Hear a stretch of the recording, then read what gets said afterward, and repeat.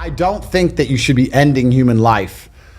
And it's interesting, right? Because there's a whole big argument about this in the States. But I don't think you should be ending human life if your primary concern is that, you know, oh, I'm too young. I need to experience more. Experience what? What? Restaurants? How many restaurants do you have to go to? Yeah. How many times you got to go eat until you eventually realize you're going to eat shit? Yeah. I mean, like, I don't see what else there is worth doing. Okay. Well, what about in cases of rape? Yeah, I think just we'll put that one. Maybe you didn't. No, we can talk about that one. But every single time the abortion argument is brought up, this very specific case is brought up. Let's be honest. That's less than 0.1% of. But in those cases, if they're raped, would you accept an abortion? I think that if you're raped by somebody completely random on the street and Yeah. a rapist did this to you, then yeah, I think the idea of an abortion makes a lot more sense. Sure. But to say that abortion's okay because women sometimes get raped, like that's a false. No. That's No, a we're not false saying- narrative. we're just saying Specific case, you exceptional know? It's in a specific case, cases, but yeah. I think if you're with a man and you're having sex with that man And you consent to it, you yeah. get pregnant by that man, you should just accept the responsibilities like a fucking adult and have some life. And the thing is, as you grow older, if you don't have a bunch of children, your later years are filled with deaths as opposed to being filled with births and life. I think if you don't have a family, or you don't have children, as you get older, the twilight years of your life are just everybody you know slowly dying, and there's no new life injected. So I think it's very important to do, and maybe young people don't understand that in time. But all in all, I think there's nothing more worthwhile for people to do than have children. And if you can financially afford it, then that's A what lot you of should teens or young people or even adults, they're suffering from a lot of mental health issues. do. Okay. And what's your advice to them? The world is hyper competitive. If you're going to be a man who's going to sit and say, I'm just sad, you are always going to lose in competition to men like me. Yeah. And there has to be losers for there to be winners. I am tired of sympathy. Sympathy doesn't work for anybody. I'm not going to sit here and be sympathetic for people who say they're too sad to try hard and be their best. Guess what? Perhaps I was sad every time I did exactly what I was supposed to do and trained anyway. Perhaps I was afraid when I fought anyway. Perhaps I was tired when I worked anyway. This is how you get ahead in life. I don't have a fucking ounce of sympathy for these people who sit here and say, well, I feel this way, so I can't. Then don't do it. Stay down there. The winners are at the top, and the winners at the top don't give a shit about how they feel. We wake up and we perform regardless of how we feel day after day. So if I'm going to ignore my own feelings, I'm certainly not going to take into consideration anybody else's. Yeah. Why am I going to ignore how I feel and make sure I'm constantly performing regardless, flawlessly, and then sit and go, oh, but he doesn't feel good, so he's allowed to fuck up. No, you are not. You're not allowed to fuck up to your ancestors or to God or to yourself. You have to perform. This is what being a man is about. The baseline of masculinity is doing things you don't feel like doing. I can't comment on being a woman because I'm not one. But the baseline of masculinity as a whole is the thing that makes a good man a man is that he does what he doesn't want to do. He doesn't want to work and he works anyway. He doesn't want to go to war and he fights anyway. He doesn't want to get up, he gets up anyway. That's the whole point of it. We didn't want to die in the Titanic. Guess what happened? We died in the Titanic. You can't sit there as a man and say you don't feel like it. You're not allowed to not feel like it. You're supposed to do it anyway, regardless. Yeah. So when a man sits there and says, oh, but you don't understand, I'm struggling with motivation. If you are struggling with the motivation to be a winner, then stay a fucking loser.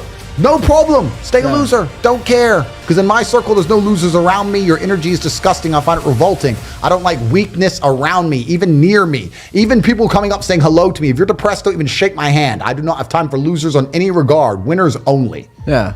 If you had to choose money or love. It's hard. It's impossible to. It's impossible to choose. Like there's too many nuances to the question. I can't choose. But I do think that love is extremely important. Humans are social animals. Yeah. And you do need love. They say money can't buy love, and that's true. But money can help facilitate love. Yeah. Let's keep that in mind. I've never had a period of loneliness ever. Wow. I've never had even 3 days when I couldn't. Wow. Never, ever. So ever. you've never really been alone in your life. Well, no, I've never needed to be.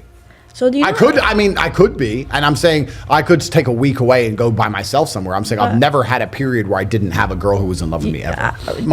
The goal of a son is to be a built-on better version of his father, right? Yeah. So my goal as my father's successor is to be even more successful than he was, to be a better version of him. Yeah. I do my very best. I still think he was better than me in most regards, but in the one area I've surpassed him is clearly financially.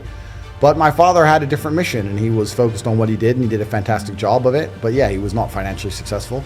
I'm actually glad for that, because I'm glad I was raised completely poor, and I was raised broke poor. I wasn't raised, everyone goes, I was raised poor. No. I was raised completely broke. We were in a homeless hostel, and we changed country, and we were living with a bunch of Kosovan war refugees, and we had a really bad story.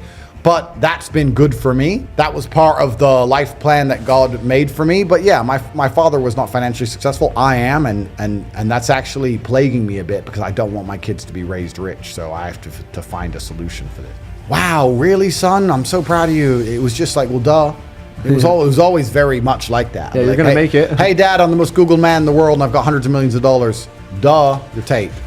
Whatever. Like it was, his expectations of me, but they weren't in an arrogant way. They were just so ridiculously high. It was just, well, obviously. So I don't think we talk much about the material successes of anything. My father would be happiest knowing that his bloodline is secure and that I exist, and my goal is to have 20 sons, and that's what he'd be happiest to know, and that he's done his job, and to know that I pay respect to him every chance I get, and I mention him as much as possible. And he did a fantastic job with me. The great thing about children is that if you do a good job with them, a truly exceptional job, they allow you to live forever. Because my father is discussed on the biggest podcast in the world repeatedly. Yeah. Because of me.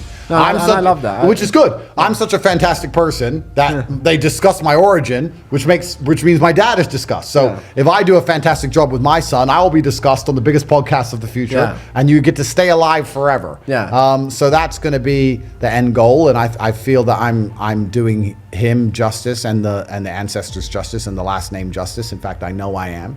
Of course, he'd be exceptionally proud, and then he'd probably whoop me at chess, and then he'd go back to wherever he's chilling. So that would be it. That's beautiful. Okay, so the days of easy money are gone. I want to, even in the last 2 or 3 years, it was easy money mode. Every idiot you knew was making money. Every clown had made money on a pump. You know, a number of people who thought they were expert crypto traders in the last 3 years. It's so funny. I'm a great crypto trader. Everything went up.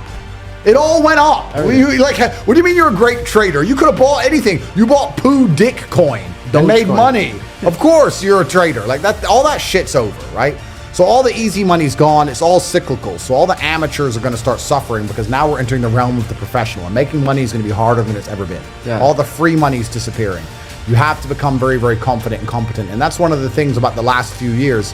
Anyone who made money in those years, a lot of them didn't learn any lessons. A lot of them didn't learn how to make money. They just got lucky and just picked up a pump or caught some garbage, but they didn't actually learn anything specifically. The best way to make money in the world today certainly has to be something online. I think that making money online gives you absolute freedom of your own geography. It gives you access to the largest possible customer base, and there's 18 different modern wealth creation methods that we teach inside of the real world that will allow people to make money online. So that's going to be a nice, easy plug to go there. But it's interesting. It's an attention economy, and truthfully, without saying too much, you either need to be prepared to get a whole bunch of attention on you, like we're all doing here, or you need to be close to somebody who's doing that, and that's where a lot of the money is flowing nowadays.